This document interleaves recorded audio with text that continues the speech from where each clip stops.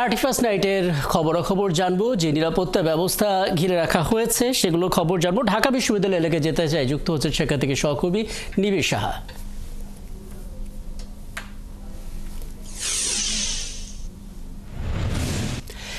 নিবিড়, আর প্রায় 40 মিনিট পরেই নতুন বছরে পা রাখবে বাংলাদেশ এবং গোটা বিশ্বের সাথে তাল মিলিয়ে এই নতুন বছরকে বরণ করে নিবে।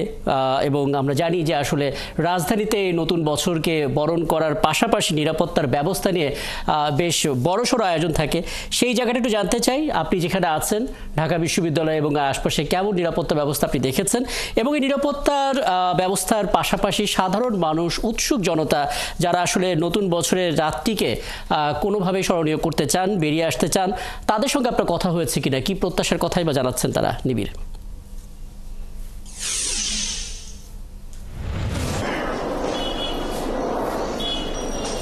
রাকিব, আসলে আমি এখন দাঁড়িয়ে আছি ঢাকা বিশ্ববিদ্যালয়ের টিএসসি এলাকায় এবং সময় বাড়ার সাথে সাথে আমরা দেখছি যে আসলে এই টিএসসিতে ঢাকা বিশ্ববিদ্যালয়ের শিক্ষার্থী যারা আছেন, পাশাপাশি সাবেক শিক্ষার্থীরা যারা আছেন, পাশাপাশি বিশ্ববিদ্যালয় সংশ্লিষ্ট অন্যান্যরা যারা আছেন, তারা কিন্তু আসলে ধীরে ধীরে চলে আসতে শুরু করেছেন এই টিএসসিতে।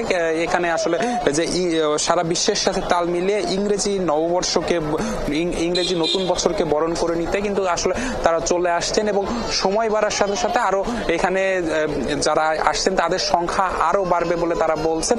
এবং আমি কথা বলেছিলাম তাদের সাথে, তারা যেমনটি বলছেন যে আসলে এই যে 2024 সাল, এই 24 সালে যত ঘটনায় ঘটুক না কেন, যত কিছুই ঘটুক না কেন, আরো নতুন কিছু, ভালো কিছুর প্রত্যাশা নিয়ে কিন্তু তারা আসলে 2025 নতুন বছরটা শুরু করতে চান এবং সবাই কিন্তু আসলে এই প্রত্যাশাটি করেছেন। পাশাপাশি নিরাপত্তার বিষয়টি যদি বলি, যে আসলে এই সন্ধ্যা 7টা থেকে কিন্তু এই ঢাকা বিশ্ববিদ্যালয় ক্যাম্পাস এলাকায় বহিরাগতদের প্রবেশাধিকারে কিন্তু নিষিদ্ধ করা হয়েছে।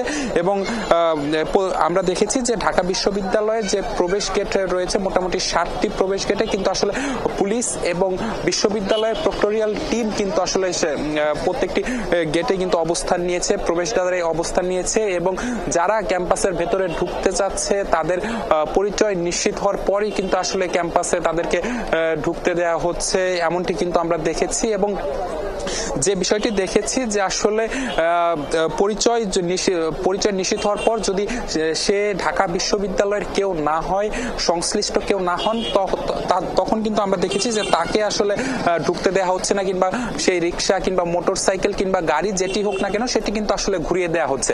পাশাপাশি এইখানে এই টিএসসিতে কিন্তু আমরা একটি ভিন্ন চিত্র দেখছি। এখানে ঢাকা বিশ্ববিদ্যালয় সংশ্লিষ্ট যারা আছেন তাদের পাশাপাশি কিন্তু আমরা দেখছি যে বহিরাগত কিন্তু অনেকেই আছেন। আমি তাদের সাথেও কথা বলেছিলাম, তারাও কিন্তু আসলে বিভিন্ন পয়েন্ট দিয়ে আইন শৃঙ্খলা বাহিনী এবং প্রক্টোরিয়াল টিম যারা রয়েছে দায়িত্ব পালন করছে বহিরাগতদের